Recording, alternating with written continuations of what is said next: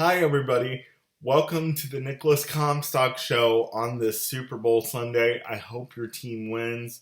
Or if you're like me and you don't really care about the Super Bowl or sports at all, I could care less what happens. But if you like the Super Bowl, I hope your team wins. If this is your first time ever watching the Nicholas Comstock Show, first of all, welcome. We are so happy to have you here. I say we because I think we've developed a little bit of a community here. And I am just so happy to have you as the host. So if you would do me an awesome favor and subscribe to my YouTube channel, when you subscribe, make sure you hit the little notification bell so that you can get notified every time I upload new videos, which is every day. Sometimes it's later, sometimes it's earlier, depending on my schedule, because my life is quite frankly crazy and unpredictable.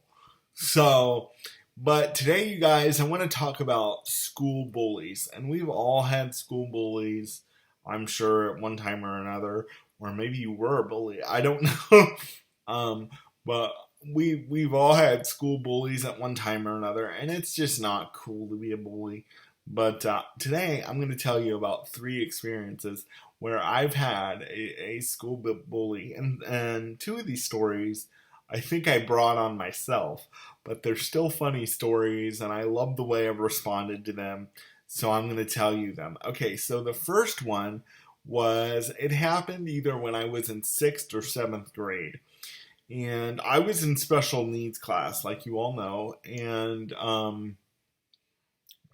the special needs class consisted of about 8 students, and we were mixed in with the 7th and 8th graders. And so we had our own classroom in the junior high building. And every morning, the students were told when they got there for school, because school started like between 8 and 8:15.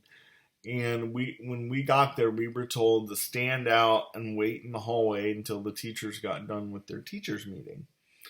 So because they had a teachers meeting every day, and so we had to stand out in the hallway. So we did that, and there was this guy that would either always say something rude to me or just be rude to the girls. And he just always thought he was cocky and all that in a bag of chips. Well, I actually don't remember what he said that day, but whatever he said really ticked me off. And I finally took care of it. So he said something really nasty and rude to one of the girls. And I was like, dude, what did you say? And he was like, I think he said something like, shut up, crippled boy, or something. And I turned on my chair as quick as I could turn it on and turned it up to the highest speed. And I just started chasing this guy around the whole school. And for the next 15 minutes until the teachers got out of teachers meeting, I chased this guy around the whole school. And it was funny because he was kind of fat and he couldn't run a lot, but he was trying his best. And so I chased him around the whole school, and the kids were cheering me on, all that stuff. It was great. So, but then the administration came out, and of course they wanted to know what happened and why I was chasing this kid around school, and I told them. And then my brother met me at my special needs class and, talked to the teachers and was like, can I talk to my brother? And so, my brother was trying to be a cool brother and just take care of me and all that stuff. So that situation was cared for, and this idiot never messed with me again. So the next 2 stories have to deal with girls, and we all know how crazy girls can be in school at any age. And with a couple of these girls, I think I met my match, but I didn't care. So this story, I'm going to try to run through these last 2 stories as quick as I can, but if I run through them too quick, they won't be too funny, and then you won't get the point. So the first story, I'm going to give you a little bit of background on. So I was sitting in English class where this girl wasn't. I had her in the next class, which was music class.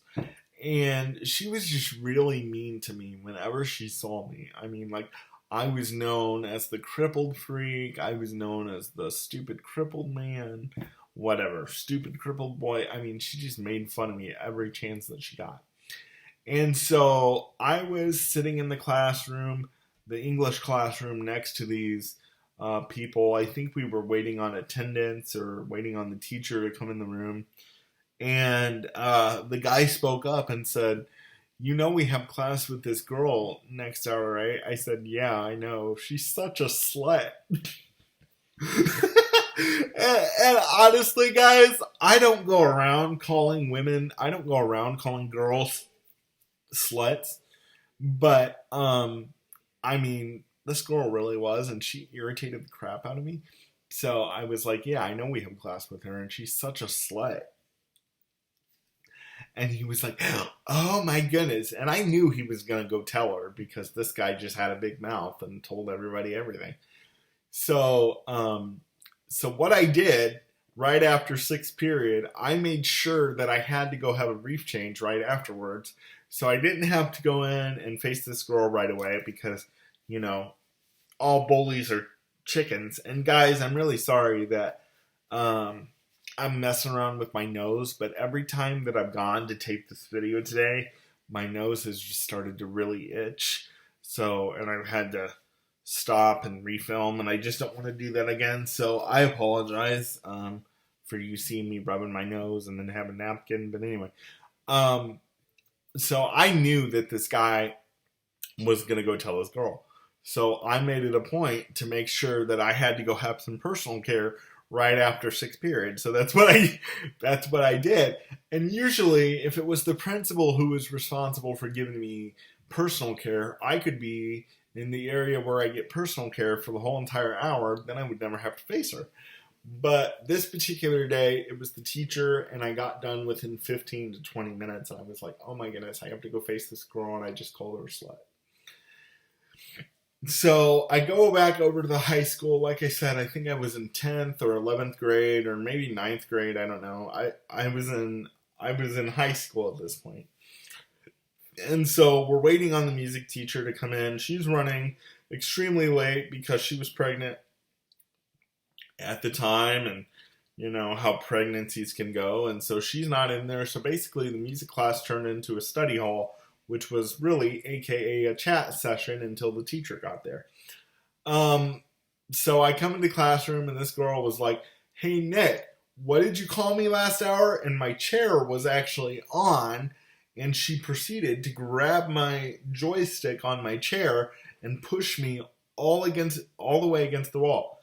And, you know, all these guys are going, "Oh, oh, oh," you know how high schoolers and junior highs do when somebody's getting confronted because they said something stupid or somebody's confronting their bully. And at this point I said something stupid, and she said, "Nick, what did you call me last hour?" And in the process of this, like I said, she's pushing my chair back. I said, "Well, I called you a slut."